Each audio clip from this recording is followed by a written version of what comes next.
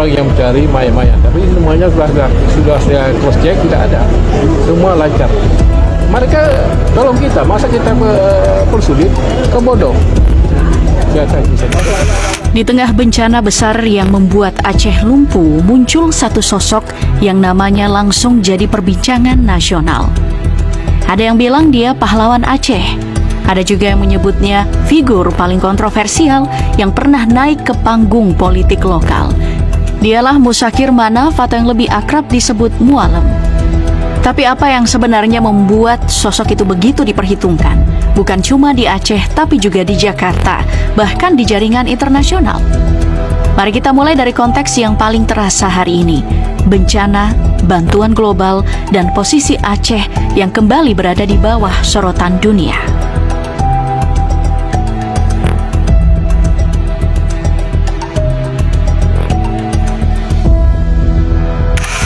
Sedikitnya 16 kabupaten dan kota di Aceh terdampak. Hampir 1 juta warga mengungsi dan status tanggap darurat harus diperpanjang karena krisis belum mereda. Di tengah kekacauan ini, bantuan datang dari mana-mana, bahkan dari Malaysia dan Cina. Pemerintah pusat menolak bantuan asing ini, tapi Mualem justru berbeda. Ia memilih terbuka, menilai Aceh butuh segala bantuan yang ada, bahkan sempat melontarkan kata bodoh kepada para pejabat yang menolak bantuan luar negeri. Mereka tolong kita, masa kita persulit, kebodoh. Lalu juga mengkritik langsung BNPB di hari pertama banjir.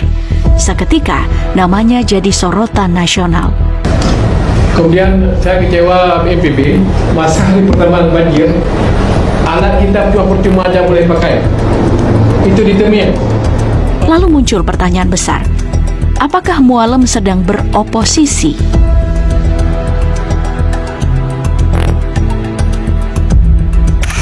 Kalau kita bicara rekam jejak, perjalanan sosok ini sangatlah panjang. Dan mau tidak mau, ujungnya selalu kembali ke sebuah fase sejarah yang sensitif. Gerakan Aceh Merdeka yang muncul pada era 70-an. Mualem adalah bagian dari babak ini. Dan ingat, Mualem bukan sekadar panggilan. Ini gelar yang diberikan kepada seseorang yang dianggap punya pengetahuan dan kecakapan tinggi dalam ilmu kemiliteran. Oke, Mualem memang masih sangat muda ketika GAM dibentuk. Tapi perannya jangan salah, sejak usia 19 tahun, ia sudah ikut dalam perjuangan bersenjata bersama GAM. Bahkan disebut-sebut sebagai salah satu lulusan terbaik dari pelatihan militer kala itu. Kemampuannya membuat dia naik cepat dalam struktur organisasi. Sampai akhirnya, pada tahun 2002, ia menggantikan Abdullah Syafi'i sebagai Panglima Komando Pusat GAM, posisi tertinggi di sayap militer. Lalu tibalah momen yang mengubah semuanya.